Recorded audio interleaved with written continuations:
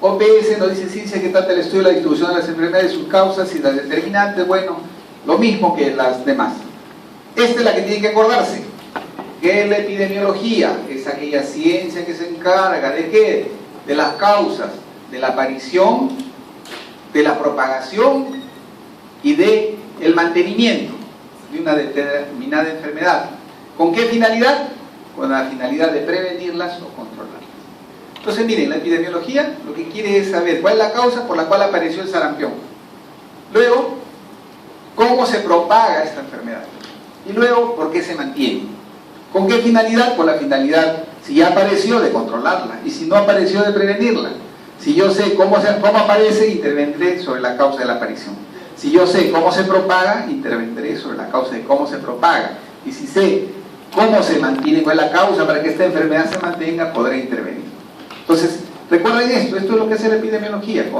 Estudia las causas de cómo aparecen, cómo se propagan, cómo se mantienen las enfermedades con la finalidad fundamental de prevenirlas o controlarlas. Como les digo, prevenirlas cuando no están presentes todavía y controlarlas cuando ya han aparecido. ¿Cuál es el objetivo de la epidemiología? Mejorar la salud de las poblaciones. Y lo que decíamos, ¿generando qué? Evidencia científica. ¿A través de qué? De la investigación epidemiológica. Eso es lo que hace la epidemiología. Acá el método epidemiológico, ya les dijimos también, les adelantamos, ¿qué es el método epidemiológico?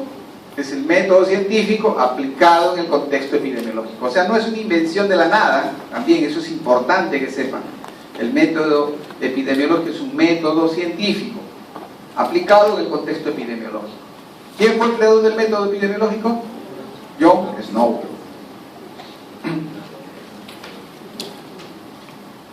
Esto es lo que hace el método epidemiológico. Miren, dice, formula y define el problema de salud. ¿Qué hizo John Snow? ¿Cómo definió el problema o cómo formuló el problema de investigación? ¿Cómo se formula un problema? A ver, los chicos ya que están jugando Michi, ustedes que juegan Michi, ¿cómo se formula un problema? Claro, no vas a responder porque estás viendo WhatsApp, o estás viendo o estás jugando Michi. ¿Pero cómo se formula un problema? Por pregunta. Entonces, ¿qué pregunta se hizo John Snow? Ya, ¿por qué se da el cólera? Y luego hizo la descripción del problema, ¿no? Hizo la descripción y vimos, por ejemplo, describió en espacio y dijo ¿dónde ocurre más frecuentemente? Describió en términos de personas, ¿quiénes son los más afectados? Y describió en tiempo, ¿cuándo ocurre más? A partir de ello, formuló una hipótesis. Dijo, mira, esto ocurre alrededor de la bomba de Broad Street. Entonces, probablemente el agua que toman de ahí es la que produce la enfermedad. Esa fue su hipótesis. Luego comprobó su hipótesis. John Snow dijo, ¿saben qué, señores? Para ver si lo que yo estoy planteando, que es el agua de ese caño que produce enfermedad, vamos a tener que cerrar el caño, pues. Nadie va a usar esa agua. Y eso es lo que hizo. Cerraron el caño y comprobó su hipótesis. Verdad, mira, ya disminuyó la mortalidad. Entonces comprobamos la hipótesis y luego evaluamos los resultados. Luego de comprobar la hipótesis vimos de que disminuyó la mortalidad cuando se eliminó el uso del agua. Eso es lo que hizo John Snow y es lo que nosotros debemos hacer cuando hacemos la investigación epidemiológica. Cuando haga la investigación en su establecimiento de salud, recuerde este método tan sencillo que es el método epidemiológico para hacer el estudio de un problema de salud en su comunidad. ¿Ya? Sencillo, no necesito microscopio, no necesito nada. Ustedes saben que cada año se celebra pues allá en Inglaterra, en esta famosa calle Broad Street, este evento de la bomba, sacan la bomba, hacen toda una actividad en honor a John Snow, porque con esa simple medida se redujo drásticamente la ocurrencia de esta enfermedad que producía un número importante de casos. ¿Ya? Entonces este es el famoso método epidemiológico empleado por John Snow. Aplicaciones de la epidemiología, miren, tienen aplicaciones etiológica, clínica y administrativa. Desde el punto de vista de la aplicación etiológica nos permite ver la aparición, distribución y desarrollo de las enfermedades, permite describir el estado de salud, para la promoción y recuperación de la salud, contribuye a la comprensión de la historia natural de la enfermedad. En el contexto de la aplicación etiológica permite conocer la historia natural de la enfermedad. Permite también, desde la aplicación etiológica, identificar riesgos individuales. Miren, la aplicación etiológica, identificación de riesgos individuales. La aplicación desde el punto de vista clínico permite la investigación clínica para identificar la frecuencia con la que se presentan las enfermedades. Entonces, desde la aplicación clínica nos permite ver cómo se distribuyen las enfermedades. Nos permite identificar grupos de individuos de alto riesgo para intervenir. Ayuda a completar el cuadro clínico al proporcionar datos necesarios para clasificar los diferentes síndromes clínicos.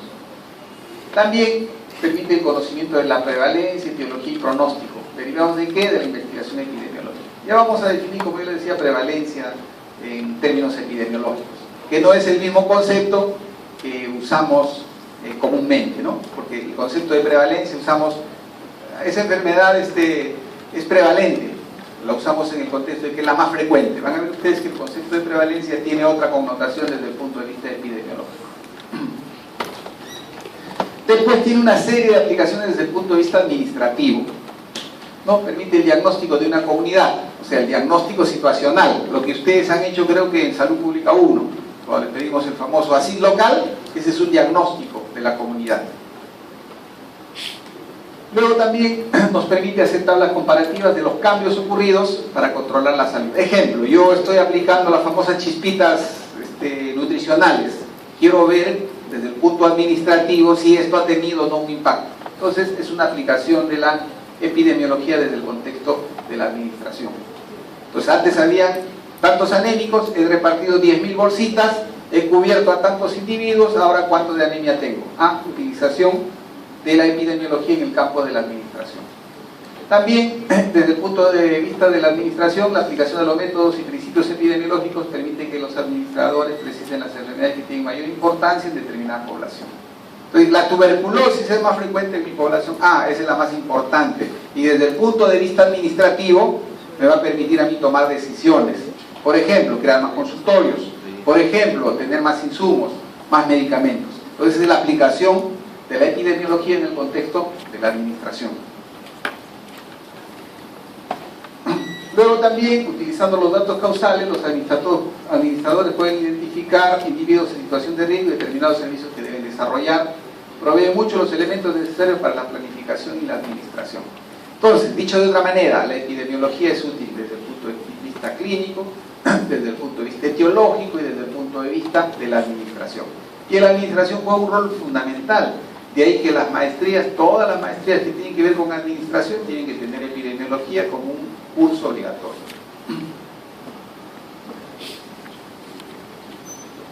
Usos de la epidemiología, bien, todos estos son los usos, van a desarrollar uno por uno ustedes.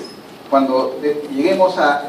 hay una clase específica de causalidad, y ahí van a hablar de todos los modelos causales. El unicausal, el determinista modificado y el multicausal, y ahí van a ver la diferencia de cada una de ellas, ¿no? Entonces vamos a hablar de las causas que generan salud y de las causas que generan enfermedad. El enfoque que se le da todavía, lamentablemente, y no ha progresado el otro enfoque, es el enfoque de las causas de la enfermedad. Surgió un enfoque de las causas de la salud, pero es difícil aplicar ese concepto porque requiere... más difícil aplicar en el contexto de evitar la enfermedad, de que ocurrida ya la enfermedad, identifiquemos las causas. Entonces, hay un enfoque desde la perspectiva positiva, de que habla de la causalidad de la salud, pero que ese enfoque de verdad que no ha progresado mucho.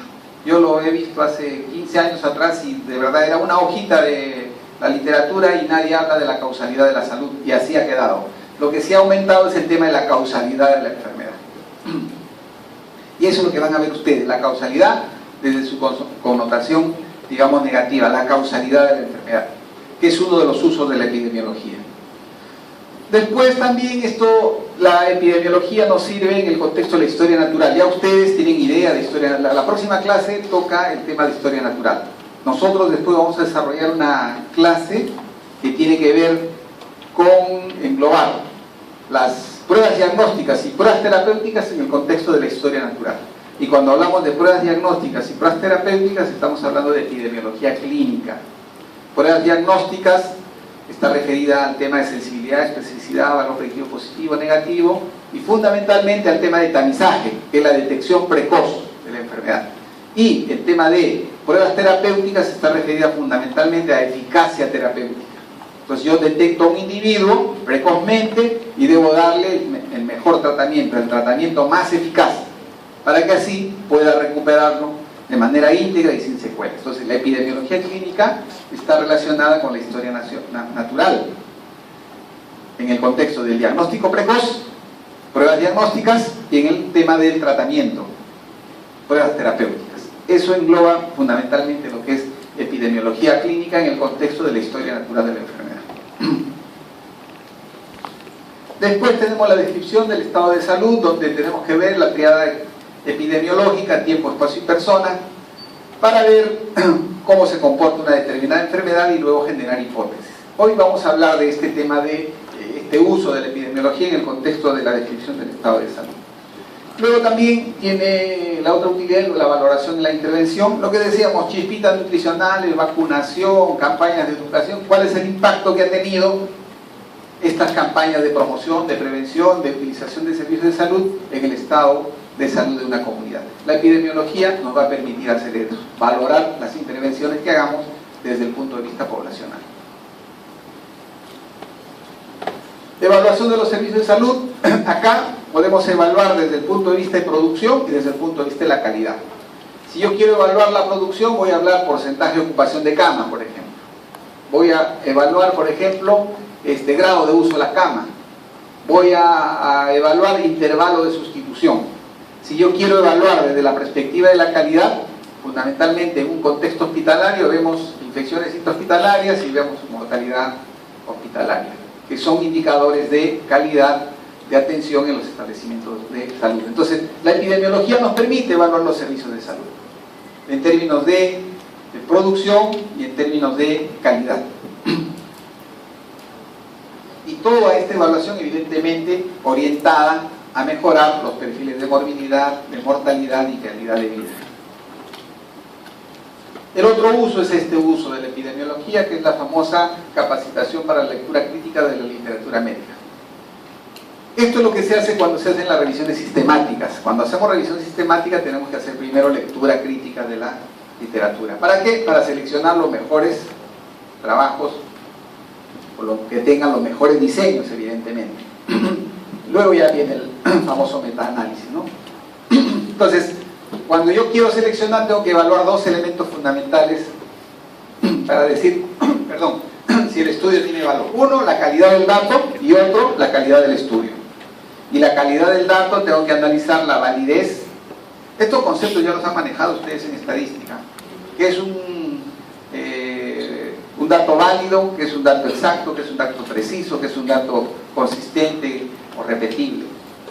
Entonces, si yo determino que mi dato es válido, exacto, preciso, consistente, digo que mi dato tiene buena calidad. ¿Y cómo puedo yo decir que un estudio tiene una buena calidad de dato?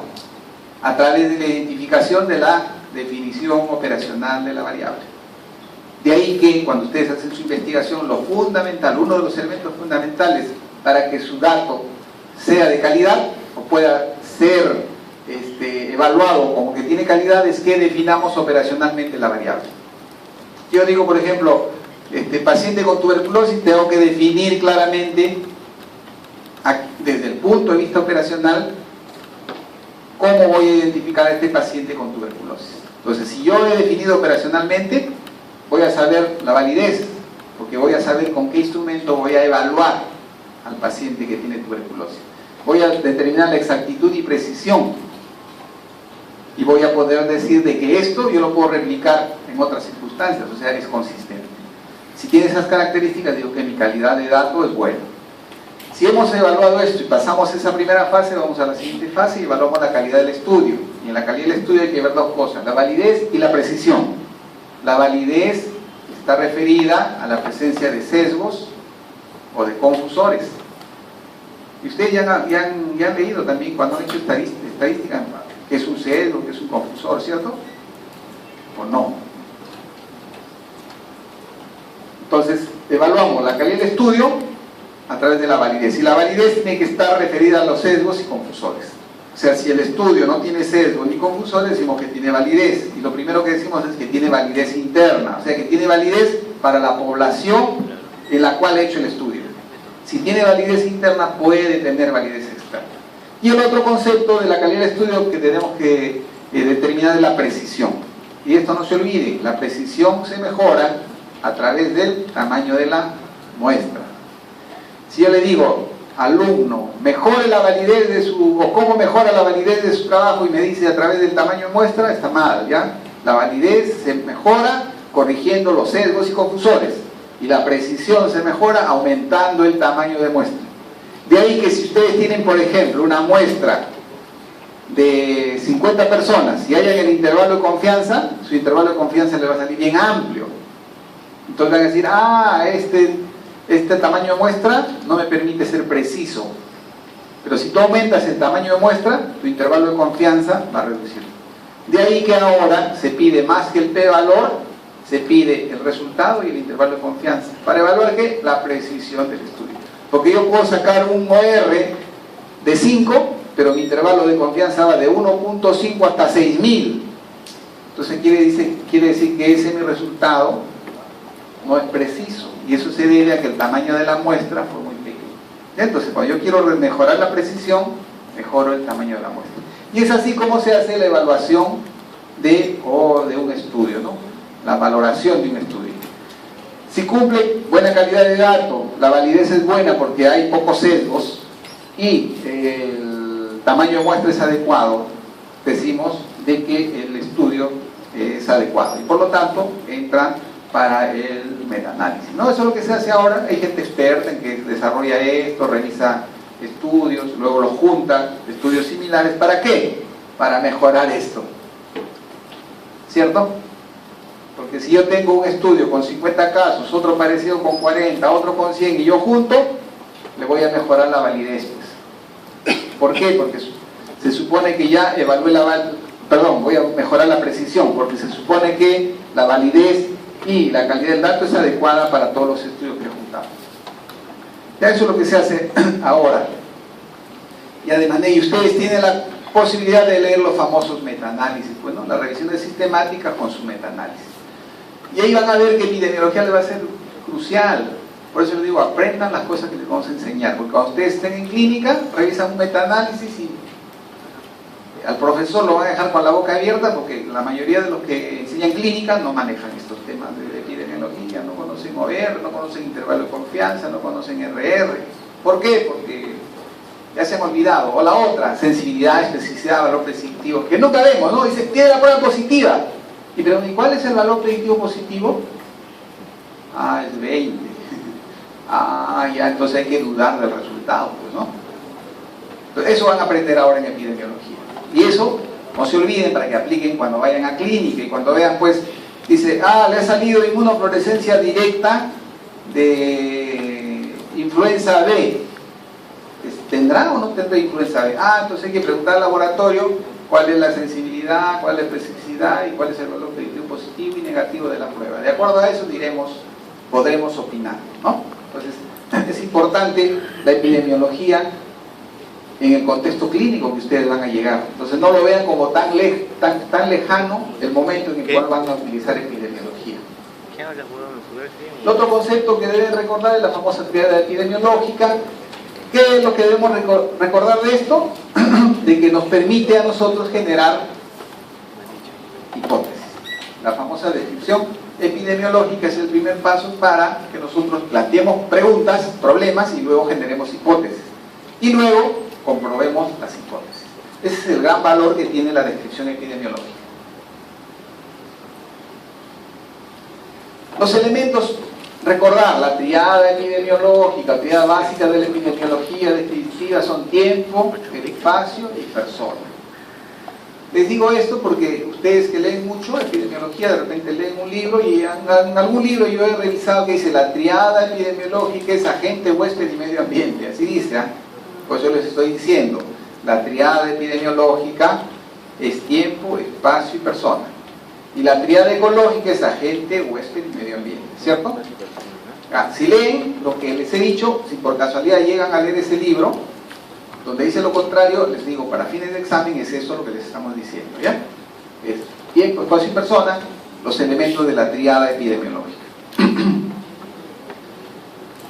Utilidad nos permite ponernos al día sobre los cambios producidos en el patrón de enfermedad. Cuando yo hago descripción epidemiológica, por ejemplo, hace 10 años hice la descripción epidemiológica en mi comunidad respecto a los daños a la salud y veo de que las principales enfermedades son enfermedades infecciosas. Después de 10 años ya veo que la primera causa ya no es infecciosa, sino es maltrato infantil, por decir, ¿no? Entonces para eso nos sirve la descripción epidemiológica. Permite ponernos al día sobre los cambios producidos en el patrón de enfermedad. Y eso tiene importancia, porque ya yo no voy a seguir diciendo, si mi patrón de enfermedad cambió, yo no voy a seguir insistiendo en tener pediatras, por ejemplo, ¿no? Yo necesito psicólogos, pues, para mi comunidad, porque este problema de la violencia es un problema importante ya ahora. Entonces, para eso nos sirve la descripción epidemiológica. Lo que les decía, genera hipótesis como base para la realización de estudios analíticos y es el punto de partida de cualquier trabajo o estudio epidemiológico. O sea, lo primero que se hace cuando queremos hacer un estudio epidemiológico es la descripción epidemiológica. En esos 3 elementos que les hemos mencionado. Y por lo tanto, responde estas preguntas. ¿Quién? La epidemiología descriptiva o la descripción epidemiológica responde a quién, o sea, persona. ¿Quién es el que se enferma? Y ahí tenemos que analizar características inherentes o características adquiridas a la persona. Dentro de las características inherentes, por ejemplo, hablamos de la edad. Va a ser importante conocer cómo se comporta una enfermedad en términos de la edad, que es una característica inherente. Sexo o género, otra característica inherente. Raza, otra característica inherente. Estado civil, estado inmunológico o hábitos y costumbres que tienen las personas. Entonces, esto es importante cuando nosotros evaluamos características inherentes o adquiridas respecto a la variable persona que responde a la pregunta ¿qué? ¿Qué o quién? Perdón, ¿qué o quién? ¿Quién es quién? Ahí dice quién, yo me estoy equivocando ya. También tenemos que ver, cuando respondemos a la pregunta ¿quién?, las actividades que desarrollan, ¿no? ¿Por qué? Porque, por ejemplo, hay enfermedades ocupacionales. Hay personas que están más expuestas a determinados riesgos. Ejemplo, ustedes cuando entren a hacer la parte clínica van a estar expuestos a riesgos en los hospitales. Y uno de los riesgos más importantes, ¿cuáles son? Los riesgos biológicos. Y dentro de los riesgos biológicos, uno de ellos es la tuberculosis. Ustedes deben saber de que los que trabajamos en el sector salud o en temas de salud, de por sí tenemos 2 veces más riesgos de desarrollar tuberculosis que aquellos que no trabajan en un ambiente de salud. Y ese riesgo va de 2 mínimo hasta 50 máximo. ¿De qué depende eso? De la cantidad de pacientes con tuberculosis que atendamos, por ejemplo. Entonces yo les digo, si ustedes trabajan en el Hospital 2 de Mayo o van a hacer su práctica en la emergencia del 2 de Mayo, el riesgo es bien alto, porque ahí el tipo de pacientes que reciben, la probabilidad que tengan tuberculosis es alta. Entonces eso aumenta el riesgo para nosotros. En cambio, si van a mi hospital, el riesgo va a ser mínimo. Primero, ¿por qué? Porque atendemos pacientes pediátricos. Los pacientes pediátricos generalmente son BK negativo o paucibacilares, quiere decir que tienen muy pocos bacilos. Y la otra ventaja que hay en mi hospital es que el paciente que tiene tuberculosis con BK positivo no entra al hospital porque no puede. Que deben saber ustedes que sus pacientes requieren aislamiento estricto, con habitación, con puerta cerrada, presión negativa, o si no, aislamiento por cohorte. Todos los pacientes que tienen tuberculosis en una misma sala, superventilada. Como es, por ejemplo, aunque ya no es, antes en el 2 de mayo era así, había un pabellón para pacientes con tuberculosis, con las ventanas abiertas. Ahora no, ahora tienen un área para pacientes con tuberculosis con presión negativa y aislamiento por cohorte, ¿no? O aislamiento individual. Entonces es importante saber la actividad. Dice minero, tengo que estar sospechando. Es este agricultor, está ictérico, tengo que estar sospechando qué tipo de enfermedad. Entonces es importante en el contexto de la descripción epidemiológica saber las actividades, también saber la religión, también saber sus hábitos. Y la otra cosa que debemos evaluar en la persona es las circunstancias en las que ellos viven, circunstancias sociales, circunstancias económicas, circunstancias ambientales. Entonces, la descripción epidemiológica en términos de persona tiene que responder a todos esos elementos que les hemos mencionado, a los factores inherentes o adquiridos, a las actividades y a las circunstancias en que ellos viven. Aquí tenemos un ejemplo, dice, descripción en términos de persona, dice, tasa de mortalidad según sexo en el Hospital de Emergencias Pediátricas el año 2014. Entonces acá vemos, por ejemplo, de que los varoncitos tienen más riesgo de morir que las mujeres. Entonces acá podemos preguntarnos, ¿por qué ocurre esto? Y podemos plantear hipótesis. Y luego tenemos que comprobarlas a través de estudios. Pues, ¿no? Entonces yo planteo el problema, planteo la hipótesis y luego investigo para comprobar mi hipótesis. Descripción en términos de persona, edad, grupo etario. Igualmente acá vemos, lo que nos llama la atención, de que se mueren más los de menos de un mes, le siguen los de 1 a 11 meses y luego se mueren los de 10 a 14 años. Entonces, ¿por qué ocurrirá este patrón? Planteamos hipótesis. Pues, ¿no? Los pequeñitos, porque bueno, su estado inmunológico, su condición biológica, el tipo de enfermedad que tienen. Planteamos hipótesis. Queremos comprobar, comenzamos a hacer el estudio y comprobamos lo que estamos planteando. Igual, ¿por qué esto de 10 a 14? ¿De qué se morirán esto de 10 a 14? Investigaremos cuáles son las causas de muerte. Y de repente nos damos con la sorpresa que estos de 10 a 14 son los que tienen accidente de tránsito y se mueren, o los que se caen del 6º piso y se mueren. O la otra, de repente descubrimos de que todos estos pacientes se murieron de infección intrahospitalaria y comenzamos a analizar y vemos que todos los procesos están inadecuados. Los médicos internos, residentes, no se lavan las manos, las enfermeras tampoco, no hay donde lavarse las manos, etc. Y descubrimos la causa de esta estructura de mortalidad. Entonces miren, la información para la descriptiva sirve de mucho. Lo importante es de que sepamos interpretar. Luego, la otra es lugar donde, y está referido fundamentalmente al área geográfica, ¿no? Al área geográfica, ¿dónde? Ya vieron ustedes, John Snow hizo su mapita y él dijo, ¿dónde? Igual podemos hacer. Vamos a suponer que este sea un internado y ocurre un brote acá. Entonces tengo que hacer mi mapa y hago el mapa de toda la universidad y pongo crucecitas acá, porque acá ocurre el brote. Entonces comienzo a investigar por qué ocurre más ahí, qué factores hay, el aire acondicionado no funciona, las ventanas están cerradas completamente, vino alguien con la enfermedad, etcétera, etcétera, etcétera. Planteamos hipótesis y comenzamos a contrastar, ¿no? Entonces es importante el otro momento de la descripción y responder a la pregunta ¿dónde? ¿Dónde? Está referido al lugar, lugar geográfico.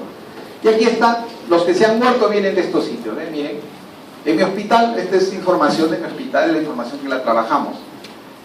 San Juan del Urigancho, Santa Anita, Ate y La Victoria, son los 3 lugares de donde viene. Mi hospital está en La Victoria, yo esperaría que la mayoría sea de La Victoria, bueno. Entonces hay que estudiar qué es lo que ocurre. ¿Por qué es este comportamiento? Demora en venir desde San Juan del Urigancho, el acceso es difícil, ya llegan medios muertos, o la enfermedad por la que ya es más grave porque esta gente que vive allá, su nivel de conocimiento es bajo y por lo tanto espera que el niño esté grave para llegar. Entonces, todas esas cosas las podemos responder si comenzamos a hacer la investigación y queremos definir por qué se da esta estructura en términos de dónde. Acá yo lo he hecho así, ¿no? Pero esto lo hacemos un mapa de Lima y le ponemos colores rojo, anaranjado, verde y identificamos en un mapa hablando en términos de dónde. Luego tenemos el tiempo cuando ocurre, puede ser en términos de días, semanas, meses, años. Y ahí tenemos, por ejemplo, este es el comportamiento de la enfermedad, de la muerte, por ejemplo, en mi hospital, y más se mueren en el mes de mayo, octubre y noviembre. ¿Por qué se morirán ahí? Entonces comenzamos a analizar. Mayo, de repente fue la huelga médica, por decir, ¿no? Por decir una cosa, hay que analizar. O no fue eso. Ese día o ese mes la mayoría salió de vacaciones, no había recursos humanos y por lo tanto se atendía interdiario, había médico en la UCI, por decir. Entonces hay que investigar, o no, en esa época hubo un accidente masivo y condicionó de que lleguen 10 y de eso se murieron 5. Entonces, miren, la descripción epidemiológica nos va a permitir plantear preguntas, hipótesis y luego comprobarlas a través del estudio más detallado o de la investigación que hagamos. Acá igual, miren, se mueren más los sábados, más riesgo de morir en el hospital el día sábado y el día domingo. Entonces, ¿qué pasa esos días? Sábado y domingo se van a descansar, ya no quieren trabajar, no hay quien los controle. Bueno, hay varias cosas, ¿no? O la otra que yo digo, sábado y domingo son los días en los cuales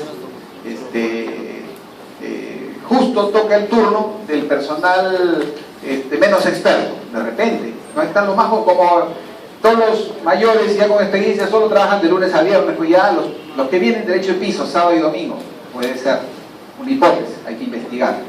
Entonces, para eso nos sirve este tema de la descripción epidemiológica. Y nos va a servir para tomar decisiones, ¿se dan cuenta? Para eso sirve la epidemiología, no solamente para estar elucubrando y pensando en el aire y no tomar decisiones. Acá algunos conceptos ya relacionando variables de tiempo y espacio. Para resumir, epidemia es la ocurrencia inusual de casos. Epidemia, ocurrencia inusual de casos. Eso quiere decir que la epidemia no está definida por el número de casos. O sea, no va a decir epidemia, se dice que hay epidemia porque hay 100 casos o hay 1000 casos. No, la epidemia es la ocurrencia inusual de casos. ¿Eso quiere decir que un caso puede condicionar una epidemia o no? Sí, ¿no? Yo digo sarampión, aparece un caso de sarampión, un caso autóctono de sarampión, eso es epidemia. Aparece un caso autóctono de chikungunya, que estamos ahora, eso es epidemia. No, doctor, pero deben haber uno, ¿cómo usted está loco? Definición, epidemiológicamente se define epidemia como la ocurrencia inusual de casos. Si no había casos, si hay un caso, eso es epidemia. Aunque querramos decir desde el punto de vista político que no es, pero técnicamente yo les voy diciendo, epidemia es la ocurrencia inusual de casos. En cambio, endemia es la ocurrencia usual de casos. Siempre hay, todo el año hay, por ejemplo, yo le digo, influenza H1N1 ya es endémico en el país. El año pasado hemos tenido H1N1. Este año, en enero, nosotros hemos identificado un niñito con H1N1 y seguro, y eso que no es época, y seguro que en junio, julio, agosto vamos a tener casos de H1N1. ¿Qué hay que hacer? Simplemente tomar las medidas de protección cuando trabajamos en los establecimientos de salud. ¿Qué? Vacunarnos, por ejemplo, ¿no? Y si estamos expuestos, usar nuestros equipos de protección personal. Pandemia es una epidemia extendida en casi todas las regiones de la Tierra. Y ahí tenemos los ejemplos. Esto ustedes todavía no habían nacido cuando el cólera llegó al país, ¿no? Año 91 llega la epidemia del cólera al país. Caprichosamente, ¿no? Se da la vuelta, no entra por el océano Atlántico, sino por el Pacífico. Entonces hasta ahora se lucubra cómo llegó, cómo vino, que vino un bote, que, etcétera, etcétera, etcétera, un barco que venía de esta zona. Algunos dicen de que ya no, bueno, es cierto, nosotros teníamos el Vibrio cólera no toxigénico. Y hay gente que dice y plantea de que las condiciones adversas hacen que un microbio se defienda, ¿no? Y al defenderse se convirtió de no toxigénico a toxigénico. Esa es una hipótesis. La otra es de que vino en un barco que traía comercio, y como en los barcos se hace el intercambio del agua para las esclusas y no sé qué, ahí fue que ocurrió. Lo cierto es que se dio la vuelta y llegó acá el cólera el año 91. Formamos parte, como siempre tenemos que estar presentes, parte de la séptima pandemia. No entró por Brasil, entró por Perú. Así somos, pues siempre estamos presentes en todos los acontecimientos, ¿no? Luego tenemos H1, que también, eso sí, vino, pues, ¿no? Es uno de los mecanismos de transmisión más difíciles de controlar, es la transmisión por vía aérea. Esa es la más difícil, esa sí pues se disemina fácilmente. Felizmente no fue como se planteaba que iba a ser, ¿no? Porque cuando empezó la enfermedad se comenzaron a implementar las unidades de cuidados intensivos porque se creía de que iba a tener una virulencia alta. Un porcentaje importante iba a ir a la UCI, y ese porcentaje que iba a la UCI, un porcentaje importante se iba a morir. Se decía de que los que enfermaban, casi la mitad se iba a ir a la UCI, de los que iban a la UCI, casi la mitad se iban a morir. Felizmente no fue así, ¿no? Ya vemos ahora de que En mi hospital, durante la epidemia, tuvimos dos fallecidos con H1N1. Y a nivel nacional no fue tan importante la tasa de letalidad. ¿Ya? Entonces, en pandemia ya nos hemos quedado como un visitante que vino y se quedó con nosotros, como decía Hipócrates. Tendencia secular quiere decir cómo se comporta la enfermedad a lo largo de varios años, generalmente décadas, y eso nos permite evaluar esto de acá. Cuando nosotros hacemos la evaluación secular, podemos evaluar, por ejemplo, las crisis económicas, y comenzamos a ver cómo se comportó esta enfermedad con respecto a las crisis económicas, y podemos ver que hay algunas enfermedades que pueden haber incrementado cuando han habido crisis económicas. Acá, por ejemplo, estamos evaluando la peste bubónica con respecto al fenómeno del Niño, oscilación sur, leve o severa, ¿no?